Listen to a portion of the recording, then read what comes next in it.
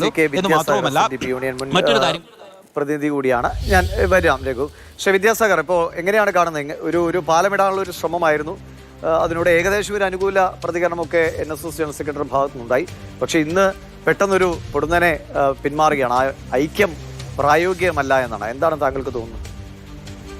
2026 ഏറ്റവും നല്ല ഒരു കോമഡി ആയിട്ടാണ് ആദ്യമേ തന്നെ ഞാനിതിനെ കണ്ടത്. ഞാൻ അന്ന് പറയുകയും ചെയ്തു, ഇത് മണ്ണാങ്കട്ടയും കരിയിലയും കൂടി കാശിക്ക് പോയ പോലെ ആയി പോകും. ആദ്യത്തെ കാറ്റിന് കരിയില പറന്നും പോകും, ആദ്യത്തെ ചാറ്റൽ മണിക്ക് മണ്ണാങ്കട്ട അലിഞ്ഞും പോകാനുള്ളതേ ഉള്ളൂ എന്ന് അന്ന് പറയുകയുണ്ടായി. അത് ഏതായാലും NSSന്റെ ഡയറക്ടർ ബോർഡ് യോഗത്തില് അത്യാവശ്യം പ്രായോഗിക ബുദ്ധിയും ചരിത്രബോധവും ഒക്കെ ഉള്ള മനുഷ്യന്മാര് ഉണ്ടെന്ന് ഞാൻ മനസ്സിലാക്കുന്നു. അതുകൊണ്ടായിരിക്കണം ഇത് ശരിയാവൂല, അല്ലെങ്കിൽ ഇതിങ്ങനെയുള്ള ഒരു ഐക്യത്തിന് വേണ്ട ശരിയായ അടിത്തറയെ പറ്റിയിട്ട് ആലോചിക്കാണ്ടും ഒക്കെ തുടങ്ങി വെച്ച ഒരു ആരംഭ ശൂരത്വം മാത്രമേ ഇതിലുണ്ടാവുകയുള്ളൂ എന്ന് തിരിച്ചറിഞ്ഞുകൊണ്ടായിരിക്കണം അവരിങ്ങനെ ഒരു തീരുമാനം. മുൻകാലത്തെ ആ കയ്പ് നീര് ഇനിയും കുടിക്കാൻ ഇടവരുത്തേണ്ട എന്നൊരു തിരിച്ചറിവ് അല്ലേ? എക്സാക്ട്ലി. ആ തിരിച്ചറിവുള്ള കാര്യവിവരമുള്ള മനുഷ്യന്മാര് NSSന്റെ ഡയറക്ടർ ബോർഡിൽ ഉണ്ടായത് നന്നായി. അതല്ലെങ്കിൽ ഈ കോമഡി ഇച്ചിലൂടെ കഴിഞ്ഞ് നമ്മൾ ആസ്വദിക്കേണ്ട വന്നേനും. അതുകൊണ്ട് ഇത് കോമഡി കൂടുതലാകുന്നതിന് മുമ്പ് തന്നെ അത് അവസാനിച്ചത് നന്നായി എന്നാണ് എന്റെ പക്ഷം. അതായത് ഈ ഐക്യം എന്നൊക്കെ പറയുന്നത് അടിസ്ഥാനപരമായ ചില കാര്യങ്ങളിലൊക്കെ അത്യാവശ്യം ഒരു ധാരണകളും ഒക്കെ ഉണ്ടായി, ആരോഗ്യകരമായ ചർച്ചകളും കാര്യങ്ങളും ഒക്കെ നടത്തി അത് ആ രീതിയിലൊക്കെ അതിന് മുന്നോട്ട് പോകാനായിട്ട് സാധിച്ചാൽ വളരെ നല്ലതാണ്.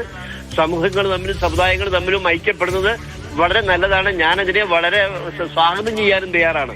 പക്ഷേ ഇത് വേറെ ഏതൊക്കെയോ ചില ടാർഗറ്റിന് വേണ്ടിയിട്ട് ഇങ്ങനെയൊക്കെ ഐക്യപ്പെടൽ കാണുമ്പോൾ അങ്ങനെയല്ല. ശരിയാണ്, കോമഡി എന്ന് പറയാം. പക്ഷേ വെള്ളാപ്പള്ളി നരസിംഹൻ ഒരു നിർദ്ദേശം മുന്നോട്ട് വയ്ക്കുന്നു. തുഷാർ വെള്ളാപ്പള്ളി ചർച്ചയ്ക്ക് പോകുമെന്ന് പറയുന്നു.